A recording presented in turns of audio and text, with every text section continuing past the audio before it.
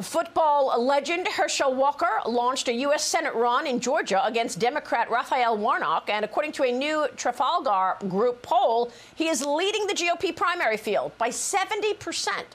President Trump gave you his, quote, complete and total endorsement. I know he's been encouraging you to run for a long time. Well, you know, I thank so much the president giving me his total endorsement, because I tell you what, I really want to say thank you, President Trump, for your endorsement. And the people of Georgia know that I needed that endorsement, but they also know that Herschel is going to be running this campaign. Everyone should have law and order for all people, not just for certain people, but for all people. I believe in supporting our military, which is what we should do. I believe in border control. You know, we got to have border control.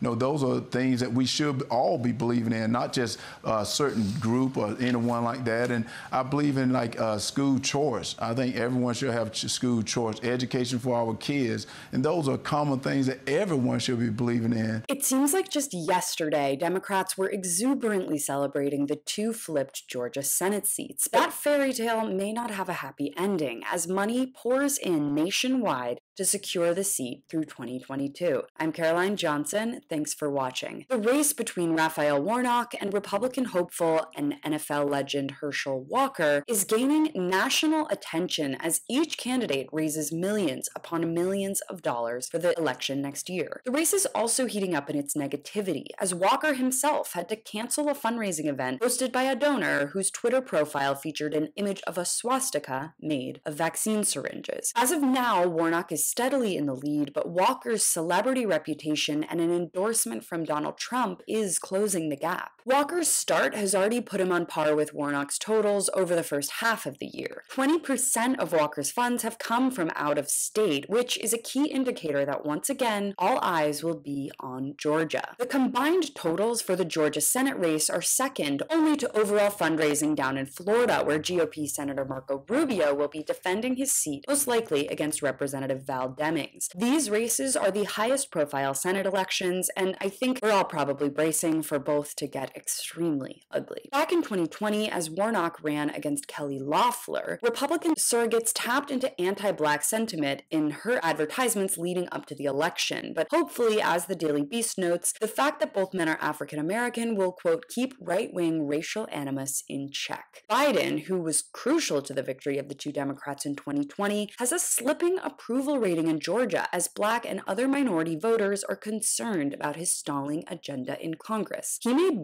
many promises to Americans, and specifically Georgians, which he has not kept. Remember the $2,000 checks he said would be in the mail if the state flipped blue? Well, that never happened. And who can blame voters who feel that their needs are only important when it means keeping the Democrats in power? Voters in Georgia may have out-of-staters at their throats for the next year, but we can't expect anyone to show up for a party that doesn't show up for them.